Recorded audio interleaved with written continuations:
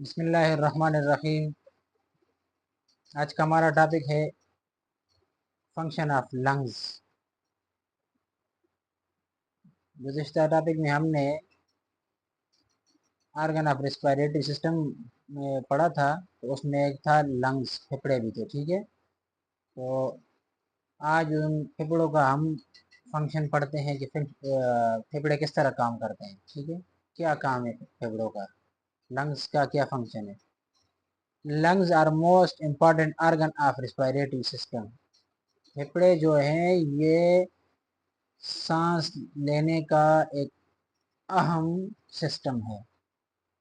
ठीक है, एक मुफीद सिस्टम है। ठीक है, नंबर 2 पे है it is the organ that takes oxygen inside the body. और इन फेफड़ों का काम क्या है, ये ऑक्सीजन को क्या करते हैं, इनसाइड लेके जाते हैं, अंदर की तरफ, बॉडी की तरफ। ऑक्सीजन को क्या करते हैं, बॉडी में, इंसान के बदन में लेके जाने को कहते हैं क्या नाम है, ये किसका काम है लेके जाना, ये लंग्स का काम है। ठीक है, ऑक्सीजन को बॉडी के अंदर ले जाने का काम कौन सा सिस्टम करता है, ये है लंग्स, फेफड़े जो हैं। It is a organ that puts out carbon dioxide from body. ये वो ऑर्गन है जो कार्बन डाइऑक्साइड को बदन से बाहर खारिज करते हैं। ये वो ऑर्गन है जो कार्बन डाइऑक्साइड को बदन से बाहर खारिज करते हैं। The oxygenation of blood takes place in the lungs. खून में ऑक्सीजन फेफड़ों में शामिल होता है। खून में जो ऑक्सीजन होता है वो कहाँ शामिल हो जाता है, फेफड़ों में। ठीक है, इसके बाद है the oxygen is absorb by red blood cells in lungs. फेफड़ों में ऑक्सीजन, फेफड़ों में ऑक्सीजन सुर्ख जो रेड ब्लड सेल होते हैं ना, तो उसमें जाके जज़ब हो जाता है। एक तो ये है कि ऑक्सीजन फेफड़ों का काम है बॉडी के अंदर लेके जाना। ठीक है, दूसरा ये है कि कार्बन डाइऑक्साइड को बाहर की तरफ फेंक देना या ले जाना। ठीक है, तीसरा जो है वो ये है कि खून में जो ऑक्सीजन होता है वो कहाँ पर शामिल हो जाता है, फेफड़ों में। अब चौथा क्या है, चौथे पॉइंट में यह है कि फेफड़ों में जो ऑक्सीजन शामिल होता है वो किस जगह पर शामिल होता है, जो खून में रेड ब्लड सेल्स होते हैं उसमें शामिल हो जाता है। इसके बाद है प्लूरल मेम्ब्रेन। प्लूरल मेम्ब्रेन क्या चीज़ है, ये भी इस लंग्स में शामिल है।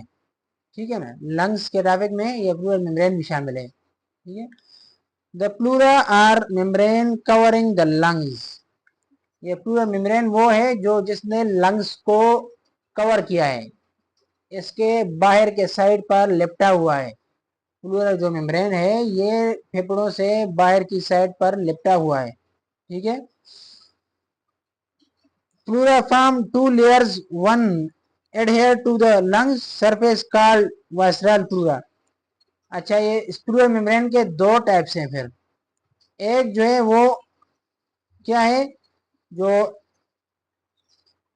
फेफड़े के साथ जो है ना चपका हुआ है, एक चीज को चपका देना, उसके साथ पकड़ कर बांधना।